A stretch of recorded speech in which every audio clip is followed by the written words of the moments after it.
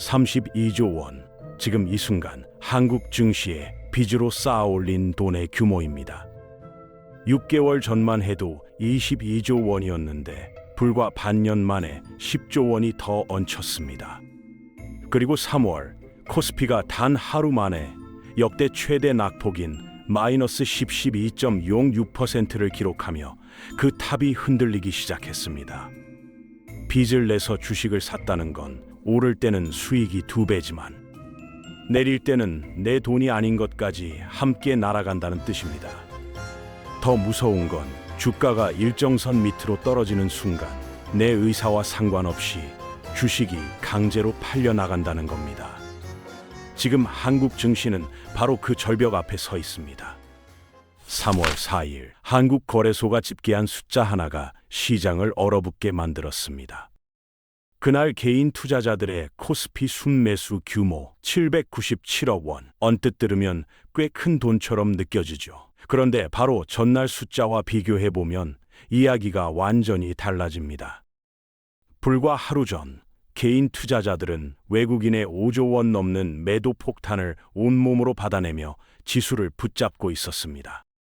5조 원대 797억 원. 하루 만에 매수 화력이 60분의 1 토막이 난 겁니다. 이게 단순한 숫자 변화가 아닙니다. 시장을 지탱하던 마지막 버팀목의 심리가 완전히 꺾였다는 신호거든요.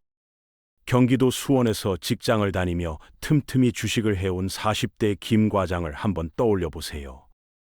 전날 폭락장에서 이제 바닥이겠지 싶어 용기 내 매수 버튼을 눌렀는데 다음 날 아침 계좌를 열어보니 또 빨간불입니다.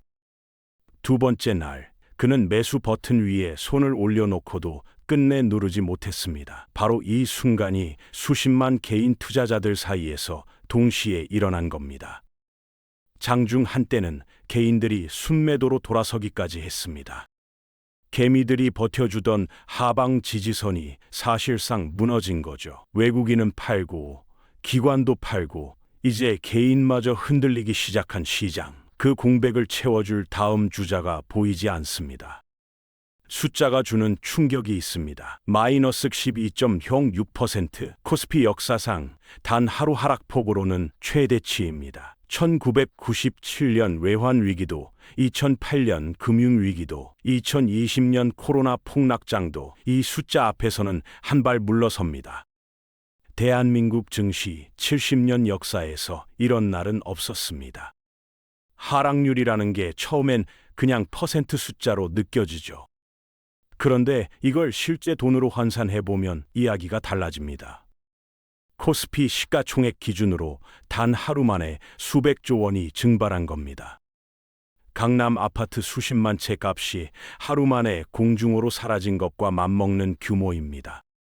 더 무서운 건 타이밍이었습니다. 전날 이미 마이너스 7.24%라는 충격적인 하락이 있었거든요. 시장 참여자들은 이 정도면 기술적 반등이 나와야 한다고 기대했습니다. 차트를 분석하고 과거 패턴을 대입하고 저점 매수 타이밍을 계산했죠. 그런데 시장은 그 기대를 비웃듯 다음 날 더 깊이 꺼져버린 겁니다. 서울 마포에서 개인 투자를 해온 50대 박 사장님은 전날 폭락 때 역사적 저점이라며 적지 않은 돈을 추가로 집어넣었습니다. 그리고 다음 날 마이너스 12.06%를 마주했죠. 반등을 기다리던 희망이 패닉으로 바뀌는데 채 24시간도 걸리지 않았습니다. 지금 이 순간 비슷한 처지의 투자자들이 전국에 수십만 명입니다. 32조 8,040억 원. 금융투자협회가 3월 3일 기준으로 집계한 신용거래융자 잔고입니다. 한국 증시 역사상 단 한 번도 이 수준에 도달한 적이 없었습니다. 그야말로 전인미답의 영역에 들어선 거죠. 신용거래융자 잔고가 뭔지 잠깐 짚고 넘어가겠습니다. 쉽게 말하면 투자자들이 증권사에서 돈을 빌려 주식을 샀는데 아직 갚지 않은 금액의 합계입니다. 지금 시장에 32조 원어치의 빚이 주식 형태로 묶여 있다는 얘기거든요. 그것도 주가가 떨어지고 있는 상황에서 말입니다. 더 놀라운 건 이 돈이 불어난 속도입니다. 작년 9월만 해도 신용 잔고는 22조 원 수준이었습니다. 그런데 불과 6개월 만에 10조 원이 넘게 불어났어요. 코스피가 상승 흐름을 타던 그 시기, 투자자들은 너도 나도 빚을 내서 주식을 샀습니다. 오르는 시장에서 레버리지는 수익을 배로 키워주는 마법처럼 느껴지거든요.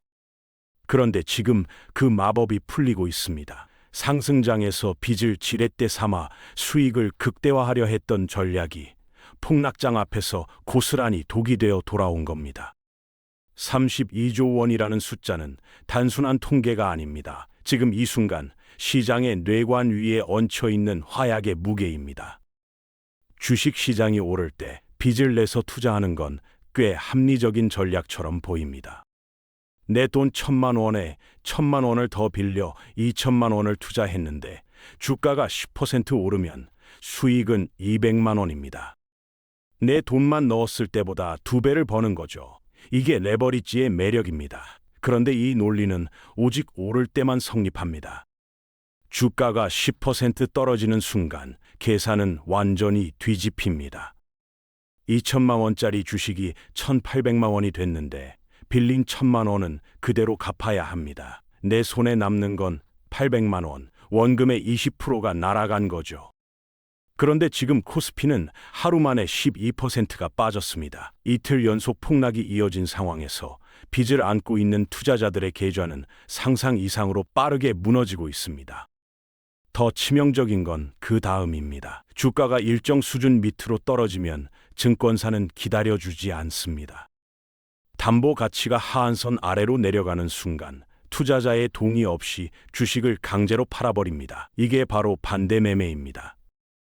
내가 손절하고 싶지 않아도 버티고 싶어도 선택권 자체가 사라지는 거죠. 지금 32조 원어치 빚이 이 선 위에 아슬아슬하게 걸쳐 있습니다. 시장이 조금만 더 흔들리면 강제 청산의 도미노가 시작될 수 있습니다. 그렇다면 반대 매매는 정확히 언제 터질까요? 많은 투자자들이 폭락 당일 바로 강제 청산이 일어난다고 생각합니다. 하지만 실제 메커니즘은 조금 다릅니다. 그리고 그 차이가 오히려 더 무섭습니다.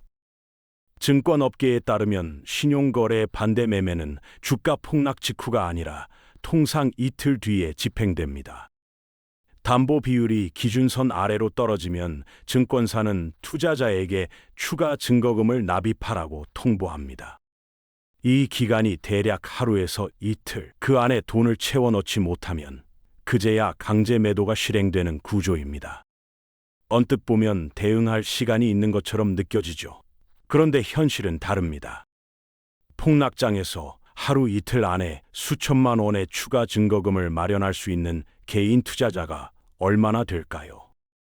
이미 계좌 대부분을 주식에 넣어둔 상태에서 현금을 끌어모을 곳이 없습니다. 결국 대부분은 속수무책으로 강제 청산을 맞이할 수밖에 없습니다.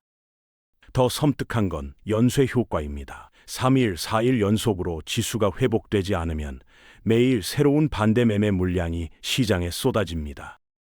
오늘 폭락이 내일의 강제 매도를 부르고 그 매도가 모레의 추가 하락을 만들어냅니다.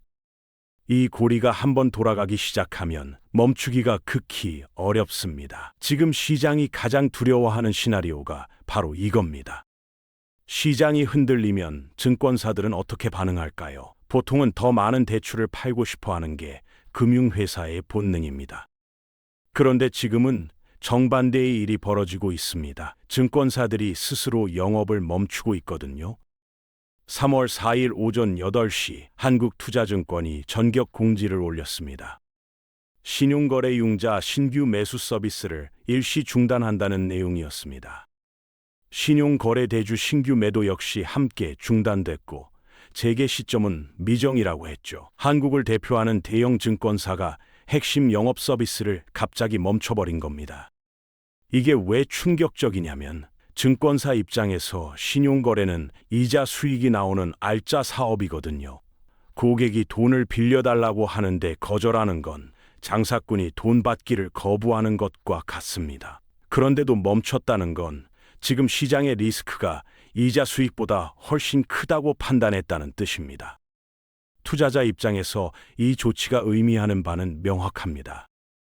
폭락장에서 추가 자금을 끌어다 저가 매수할 수 있는 길이 막혔다는 거죠. 신규 유동성 공급이 차단되면 시장에 새로운 매수세가 유입될 통로 자체가 좁아집니다. 하방을 받쳐줄 손이 하나씩 사라지고 있는 겁니다. 증권사들의 이 결정은 시장 안정화를 위한 것이 아닙니다. 더 이상 감당하기 어렵다는 솔직한 고백에 가깝습니다. 그렇다면 증권사들은 왜 갑자기 대출 중단이라는 극단적인 선택을 했을까요? 단순히 리스크가 두렵다는 이유만으로 멀쩡한 영업을 멈출 수는 없습니다. 거기에는 법적으로 더 이상 선택지가 없다는 현실이 있었습니다. 자본시장법은 종합금융투자사업자의 신용공여 한도를 자기 자본의 100%로 제한하고 있습니다. 쉽게 말하면 증권사가 고객에게 빌려줄 수 있는 돈의 총량이 법으로 정해져 있다는 겁니다. 그 한도를 넘어서면 법 위반이 되는 거죠. 증권사들이 영업을 중단한 건 선택이 아니라 법적 의무였던 겁니다. 문제는 이 한도가 왜 지금 소진됐냐는 겁니다. 지난 6개월 동안 개인 투자자들의 비투가 폭발적으로 늘어나면서 대다수 증권사의 대출 여력이 법적 마지노선까지 차올랐습니다. 상승장에서는 아무도 이 한도를 신경 쓰지 않았습니다. 빌리는 사람도 빌려주는 증권사도 규제 당국도 크게 문제 삼지 않았죠. 그런데 폭락장이 오자 그동안 쌓아온 빚의 벽이 한꺼번에 무너지기 시작한 겁니다. 신한투자증권도 한도 소진이 임박했다며 담보대출과 신용융자 서비스 중단 가능성을 사전 공지했습니다. 투자자들 입장에서는 이중고입니다. 주가는 떨어지고 추가로 돈을 빌릴 곳도 막히고 버틸 수 있는 수단이 하나씩 사라지고 있는 겁니다. 한국투자증권이 신용거래를 중단한 지 하루도 채 지나지 않아 이번엔 NH투자증권이 같은 결정을 내렸습니다. 5일부터 신용거래융자 신규 매수를 중단하겠다는 공지였습니다. 업계 2위, 이 위를 다투는 대형사들이 연달아 같은 결정을 내린 겁니다. 이쯤 되면 특정 증권사의 개별 판단이 아닙니다. 한국 증시 전체가 직면한 구조적 문제가 수면 위로 드러나고 있는 거죠. 대형사들이 줄줄이 비투 중단에 나선다는 건 시장 전반의 신용 공급 시스템이 사실상 한계에 봉착했다는 신호입니다. 개인 투자자 입장에서 이 상황이 얼마나 막막한지 한번 생각해 보겠습니다. 폭락장에서 계좌가 녹아내리고 있는데 추가로 자금을 투입해 평균 단가를 낮추고 싶어도 신규 대출 창구 자체가 닫혀버린 겁니다. 기존에 빌린 돈은 갚아야 하고 새로 빌릴 곳은 없고 주가는 계속 떨어지고 사면 초과라는 말이 딱 맞는 상황입니다. 더 큰 문제는 이 조치가 시장의 하방 지지력을 더욱 약화시킨다는 점입니다. 폭락장에서 저가 매수세가 들어와야 지수가 바닥을 다지고 반등할 수 있는데 그 매수세의 상당 부분을 차지하던 신용거래 자금이 원천 차단된 겁니다. 대형사들의 연쇄 중단은 시장을 안정시키는 것이 아니라 오히려 반등의 불씨마저 꺼버리는 결과로 이어질 수 있습니다. 반대 매매가 시장에 미치는 영향을 두고 전문가들 사이에서도 의견이 엇갈립니다. 한쪽에서는 반대 매매가 증시의 장기적인 방향성을 바꾸는 근본 변수는 아니라고 말합니다. 결국 기업의 실적과 경제의 펀더멘털이 주가를 결정한다는 논리죠. 틀린 말은 아닙니다. 그런데 문제는 지금 당장입니다. 장기적으로는 맞는 말일지 몰라도 단기적으로 반대 매매가 쏟아지는 구간에서는 이야기가 완전히 달라지거든요. 토스증권 리서치센터의 이영곤 센터장은 이 점을 명확히 경고했습니다. 반대 매매로 인한 일시적 변동성 확대가 시장을 추가로 흔들 수 있다는 겁니다. 생각해보면 당연한 얘기입니다. 반대 매매는 투자자가 원해서 파는 게 아닙니다. 주가가 떨어지든 오르든 담보 비율이 기준선 아래로 내려가면 기계적으로 실행되는 강제 매도입니다. 시장 상황을 전혀 고려하지 않는 매물이 갑자기 쏟아지는 거죠. 이미 하락하고 있는 시장에 원치 않는 매물이 더해지면 패닉셀을 자극하고 추가 하락을 부르는 촉매제가 됩니다. 투자자들이 지금 반드시 머릿속에 새겨야 할 게 있습니다. 내가 보유한 종목의 펀더멘털이 아무리 튼튼해도 시장 전체에서 강제 청산 물량이 쏟아지는 구간에서는 그 논리가 통하지 않습니다. 수급이 펀더멘털을 일시적으로 압도하는 구간, 지금이 바로 그런 시장입니다. 그렇다면 지금 이 상황에서 투자자들은 어떻게 해야 할까요? 전문가들의 조언은 놀랍도록 한 목소리입니다. 지금은 수익을 극대화할 타이밍이 아니라 살아남는 것 자체가 목표인 구간이라는 겁니다. 가장 먼저 해야 할 일은 내 계좌의 담보 비율을 직접 확인하는 겁니다. 신용거래를 이용하고 있다면 지금 당장 증권사 앱을 열어서 담보 유지 비율이 어느 수준인지 확인하세요. 많은 투자자들이 이 숫자를 막연히 알고 있다고 생각하지만 폭락장에서는 하루 만에 그 수치가 위험선 아래로 떨어질 수 있습니다. 모르고 있다가 강제 청산 통보를 받는 것과 미리 알고 대응하는 것은 결과가 완전히 다릅니다. 두 번째는 현금 비중 확보입니다. 지금 같은 변동성 구간에서 현금은 단순한 여유 자금이 아닙니다. 강제 청산을 막아주는 방어막이자 진짜 바닥에서 기회를 잡을 수 있는 실탄입니다. 전문가들이 하나같이 현금 비중을 늘리라고 하는 데는 이유가 있습니다. 세 번째, 그리고 가장 중요한 건 레버리지를 줄이는 겁니다. 시장이 불확실한 지금 빚을 안고 버티는 건 시간이 지날수록 불리해지는 게임입니다. 이자는 매일 쌓이고 담보 비율은 매일 위협받습니다.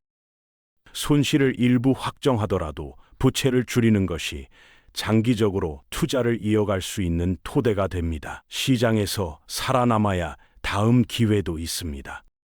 수백만 년을 버텨온 술록도 기후변화 앞에서 무릎을 꿇고 있듯 수십 년을 달려온 한국 증시도 지금 전례 없는 시험대 위에 올라섰습니다.